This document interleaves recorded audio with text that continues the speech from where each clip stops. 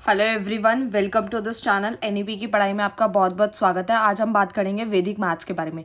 जी हाँ, वैदिक मैथ्स से आपकी जो कैलकुलेशन होती है वो बहुत ही जल्दी हो जाती है। मतलब 2 सेकंड 3 सेकंड में आंसर आ जाता है, चाहे वो मल्टीप्लाई हो, प्लस हो, माइनस हो, डिवाइड हो या फिर स्क्वायर रूट हो।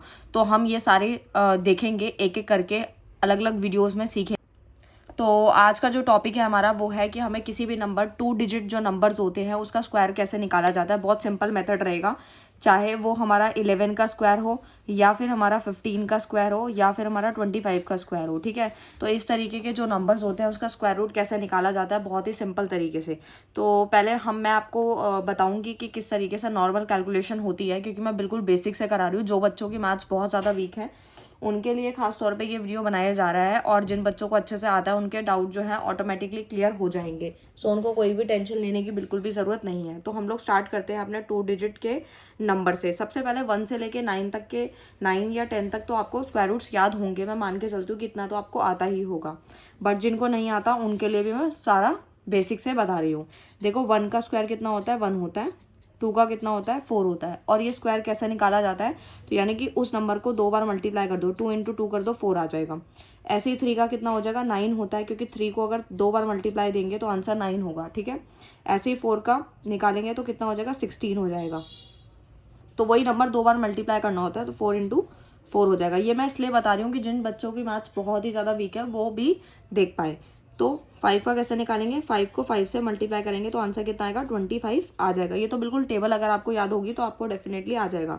और जिनको भूल जाते हैं वो, मतलब उनको टेबल्स पूरे याद नहीं है, 9 तक तो ज़्यादातर सारे बच्चों को याद रहते हैं, बट जिनको याद नहीं है वो अभी से याद करना स्टार्ट कर दे और उनको रिवाइज करना स्टार्ट करें। 6 का कैसे निकलेगा, तो 6 इंटू 6 कर देंगे तो कितना हो जाएगा, 36 हो जाएगा। तो ऐसे हम 7 का निकालेंगे।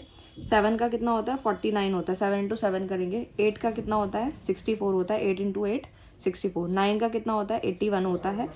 ठीक है, तो ये तो थे हमारे 1 से लेकर के 9 तक के स्क्वायर रूट्स जो आपको याद होते ही हैं। लेकिन जो बाद के होते हैं वो हमेशा हम याद करते हैं तो भूल जाते हैं, और हमें दोबारा से मल्टीप्लाई करना पड़ता है। मतलब लाइक अगर हमें 11 का करना है तो 11 लिखना पड़ेगा पहले, फिर ऐसे 11 लिख के पूरा इसको सॉल्व करना पड़ेगा।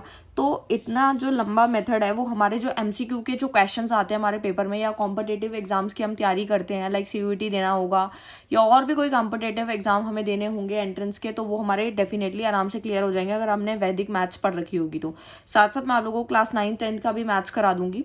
9 का मेरा चल रहा है, वो आप देख सकते हैं, और मैं कम से कम टाइम के अंदर आप लोगों को समझा रही हूँ, इंपॉर्टेंट क्वेश्चंस भी दे रही हूँ साथ साथ, और जो आप वैदिक मैथ्स से भी अप्लाई करके इजीली आंसर्स निकाल सकते हैं। राइट, तो ये वाला तो कैलकुलेशन आप कर ही लेंगे कि किस तरीके से होता है। ये तो मैं मानती हूँ कि आपको नॉर्मल मल्टीप्लाई आती होगी।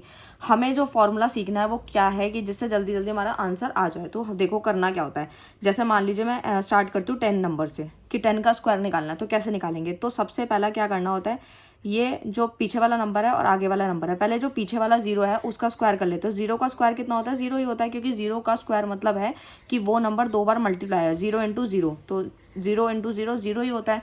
फिर 1 का स्क्वायर करेंगे तो 1 इंटू 1 भी 1 ही होता है। ठीक है, तो आपने दोनों को पहले मल्टीप्लाई कर दिया, दोनों नंबर के नंबर को स्क्वायर कर लिया। स्क्वायर करने के बाद आपस में इन दोनों को भी मल्टीप्लाई कर दे, और जो ऊपर स्क्वायर दिया उसको भी कर दे, मतलब इसको और इसको, यानी कि इन तीनों नंबर को मल्टीप्लाई करना है। तो 1 इंटू 0 कितना होगा, 0। 0 इंटू 2 कितना हो जाएगा, वो भी 0 हो जाएगा। तो आंसर देखो क्या आ गया, 100 आ गया। तो यानी 10 का स्क्वायर होता भी क्या है, 100 है। जिनको याद है उनको समझ में आ गया होगा, और नहीं अगर आपको याद था तो आप इंटू करके देख सकते हैं, 100 आंसर आएगा। 10 का स्क्वायर होता है। देखो कितना सिंपल मेथड था।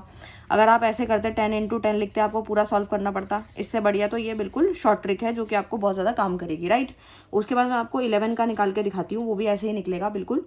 1 to 9 आपको याद होने ही चाहिए। ठीक है, 10 से लेकर के 13 तक के नंबर बिल्कुल सेम है। 14 के बाद थोड़ा चेंज आएगा, वो मैं आपको बताऊंगी। पहले आप 11 का देख लें, 11 का कैसे निकलता है। तो देखो फिर से वही करना है, पीछे वाले नंबर आगे वाले नंबर का स्क्वायर कर देना है। 1 का स्क्वायर कितना होता है, 1। 1 का स्क्वायर फिर से 1 हो गया, और फिर आपस में मल्टीप्लाई करना है। जो 2 नंबर अंदर थे, 1 1 अंदर था, इंटू 2 कर दो। तो 1 इंटू 1 कितना होता है, 1 ही होता है। 1 इंटू 2 कितना होता है, 2 होता है। तो 121 इज द आंसर।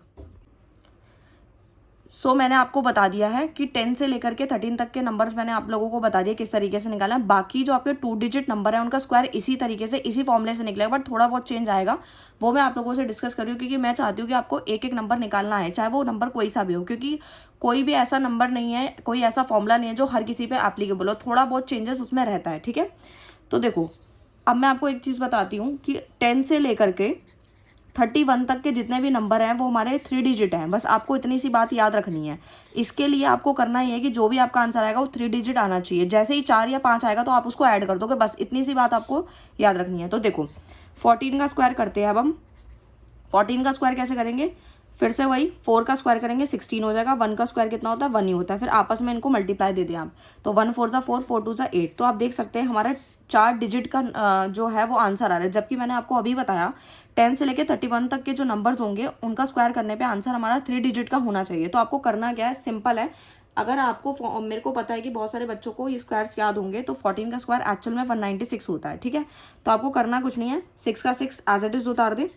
ठीक है, उसके बाद आपको क्या करना है, बीच वाले नंबर को ऐड कर देना है। 8 + 1 कर देना है, 9 हो गया, और 1 का 1 एज इट इज उतार दे, तो 196 इज द आंसर। तो इसी तरीके से यही फॉर्मूला आपको यूज़ करना है 19 तक के नंबर का। तो मैंने 14 आपको बता दिया है, एक मैं आपको 17 करके दिखा देती हूँ, बाकी आप अप्लाई कर सकते हैं।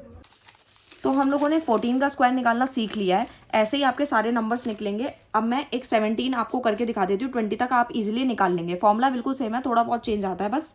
जैसे 17 का स्क्वायर निकालना है तो फिर से क्या करेंगे, 7 का स्क्वायर करेंगे 49 हो गया। 1 का स्क्वायर करेंगे तो 1 ही हो गया। अब आपस में मल्टीप्लाई कर देते हैं, 1 × 7 × 2 कर देते हैं, तो कितना हो जाएगा, 7 2 14 हो गया। और मैंने आपको अभी पीछे ही बताया था कि 10 से लेकर के 31 तक के जो नंबर्स का जो स्क्वायर होता है वो 3 डिजिट का आंसर उनका होता है। ठीक है, तो आपको बस ये लाइन याद रखनी है, आपको डेफिनेटली वो चीज़ें याद रहेंगी। मतलब 3 डिजिट तक अगर आपका इजीली नंबर आ रहा है, दैट मीन्स आपको कुछ प्लस करना नहीं है। जैसे आपकी 4 या 5 डिजिट हो जाती है तो समझ लो आपको उसको 3 डिजिट बनाना है। तो आप देख सकते हैं कि पहले वाले आंसर में जब हम निकाल रहे थे 14 का, तो उसके अंदर हमारी 4 डिजिट आ रही थी, उसको हमने 3 बनाया था। अभी यहाँ पर 5 है, तो किस तरीके से पीछे वाला नंबर आपको हमेशा एज इट इज़ ही लेना है, बाकी नंबर को आपको ऐड कर देना है। तो यानी कि 4 + 4 कितना हो गया, 8 हो गया। 1 + 1 कितना हो गया, 2 हो गया। तो 289 is the final answer. I hope आपको 100% चीज़ें क्लियर हो रही होंगी। मैं एक एक चीज़ अच्छे सो मैंने आपको बता दिया है। अब आप 18, 19, 20 तक के आराम से 2 डिजिट नंबर के सेम ऐसे ही निकाल सकते हैं, आपको कोई भी डिफिकल्टी नहीं आएगी। अगर आपको लगता है कोई भी स्क्वायर रूट में आपको डाउट आ रहा है तो आप कमेंट करके पूछ सकते हैं। और आपके लिए एक छोटा सा होमवर्क है मेरी तरफ से, आपको 19 का स्क्वायर निकालना है और 20 का स्क्वायर निकाल करके उसके जो आंसर हैं वो कमेंट में आपको लिखने हैं। ठीक है, ये काम आपको करना है। अगर जो जो कमेंट्स करेंगे मैं डेफिनेटली समझ जाऊंगी कि उनको ये जो मेथड है, फॉर्मूला जो है वो अच्छे से समझ में आ गया है। सो हम नेक्स्ट वीडियो के अंदर कुछ नया सीखेंगे, 3 डिजिट नंबर सीखेंगे कि उनका स्क्वायर कैसे निकाला जाता है, राइट। तो मिलते हैं नेक्स्ट वीडियो में नेक्स्ट टॉपिक के साथ। Thank you so much.